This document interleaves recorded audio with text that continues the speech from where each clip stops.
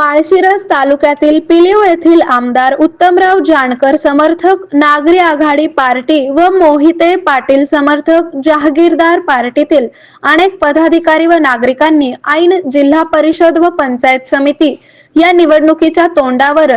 माजी आमदार राम सातपुते यांच्या नेतृत्वावर विश्वास ठेवत भाजपमध्ये प्रवेश केला। यामध्ये मधुकर खरात, सुभाष खरात, जयवंत खरात, नवनाथ खरात, रघुनाथ खरात, ज्ञानेश्वर खरात, प्रवीण खरात, शिवाजी खरात,